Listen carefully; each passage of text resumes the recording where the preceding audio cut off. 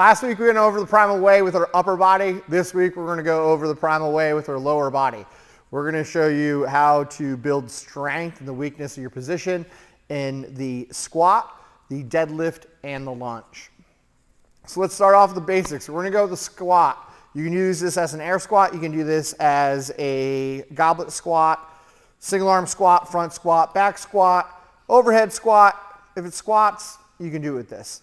Once again, when we're working that Primal way, we're going through those three different sections of the muscle. So we're working that short range, the top to 90. We're working the bottom range from 90 to the floor, to the ground, best we can, and then through that full range of motion. Most likely you're going to find most of the tension, the difficulty in that bottom half of that position.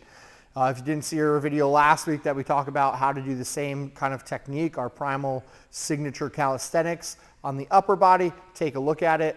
And this is kind of like the lower body version of that. But same process that we're going through. So we're going to pick up that weight. We're going to be working our body into that squat position. And then all we're going to do is start off at going from that top position locked out with the glutes and legs firing down to a 90-degree hold. Pause for a second, glute squeeze, come all the way up. Do that same thing 2 more times. Just down to that 90 or slightly below. Good, Nadine.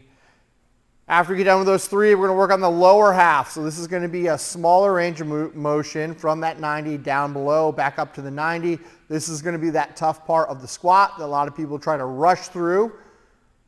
Good. We like putting the pauses at the 2 positions where we're holding at the top and the bottom, and then we're going to go through that full range of motion. Now, be smooth, melodic, and methodical through this. Feel those muscles working. And that was pretty much 1 rep, okay? So we always say try to do 3 reps of those. It should fire everything up, recruit more muscles. You're going to get stronger, look better, and build real strength, and not have that bounce out of that position where we're getting weak and we're just kind of forcing ourselves through.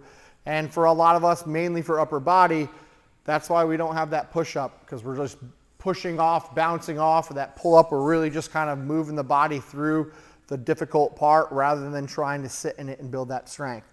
So that's the version of the air squat. Another version that we're going to do is the deadlift. We're going to choose a bar, but as always, you could use a dumbbell, you can use a kettlebell, or whatever you need. Now, when we're working on this, we're going to be looking at the path of where the bar is going. So we're going with the bar going from the high hip down to just above the knee.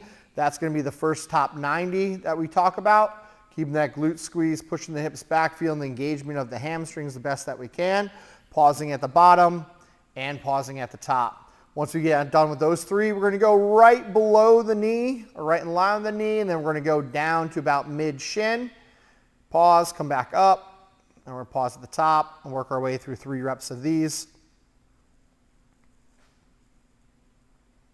And then finally, we're going to go all the way up, come all the way down to the starting position of the deadlift, and back to the locked out position. Make sure that those feet are also pressing on the ground. They're not rolling out. We're not rolling forward.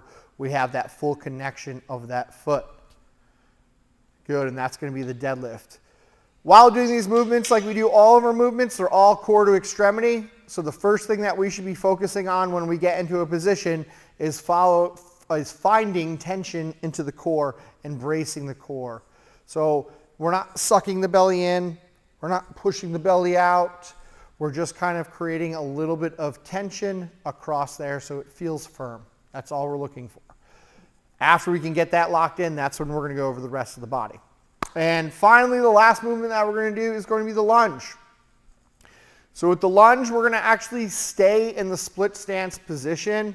I like keeping high on the toe in the rear. It helps me lock out the front side of my hip so I can feel the stretch of all the quad muscles, as well as getting my glute to fire up and try to hold that glute of that rear leg as we go into the split squat too. This is going to make sure that we're getting the stretch that we need up in the iliopsoas, or the iliacus, the psoas, vastus intermedius, and all of the other muscles that are going to be around there. So once we start in there, we are going to be looking at the back leg of hitting 90, which means that her knee might only be about 3 to 4 inches off the ground for that first set. So we're going to go down to the bottom of that position, hold, then come back up. Good. Let's do that again. Same thing. If these feel really easy, make the hold longer at the bottom. Go up to a 5-second hold at the bottom, maybe a 2-second hold at the top. Then we're going to start from that 90 degree. Gently touch the knee down on the ground and come up. Imagine that you're touching, or you're trying to kneel on a raw egg, which is very soft when we touch down. And then we're going to come all the way to the top, lock that back leg out, squeeze that glute, and work our way through 3 lunges. Once again, 3 at the top, 3 at the bottom, 3 all the way through. That is considered 1 rep of our primal calisthenics too. And switch that up. We're going to go to the other leg, just so make your body even, and the same thing happens.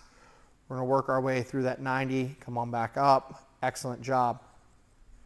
Keep the toes slightly turned in. She has them in. They look pretty good too. This will help just make sure that we have contact with that big toe that we always talk about. Send that mind-muscle connection up from the furthest part of her brain all the way up there.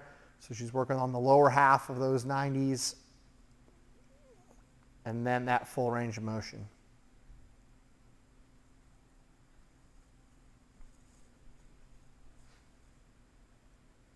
Good job, Nadine. Awesome. Try these out. Take them slow. Feel that burn. You're going to build some strength like you haven't. You're probably going to even get some tenderness in the muscles even without any weight. And that's the big thing too. We don't always have to lift heavy weight to get that feeling of tenderness or soreness in the muscles. You know, the more time under tension, that also is going to be recruiting more of those muscle fibers. It's not just heavy weight. And the good part about this, like we always talk about, is that when we use less weight and we use more time under tension, our steady state or tempo, when we do that, we're helping our joints and our tendons grow too. Because when we're just doing heavy weight, that's really good for the muscle belly. It makes them shine, but there will be weakness in the joints and the knees and the hips and the elbows and the shoulders. And you're not going to notice that up front, but as the training continues and year in, year out, that slowly you get some nagging pain, and that's all going to creep in. So doing these slow movements are going to help those tendons. They're going to help send synovial fluid to your joints, help kind of keep them lubed up and going. Like your stuff, as always, click like, subscribe, do all that fun stuff. Leave a comment, let us know what you like, and feel free to shoot us a message at any time or contact us on the social medias.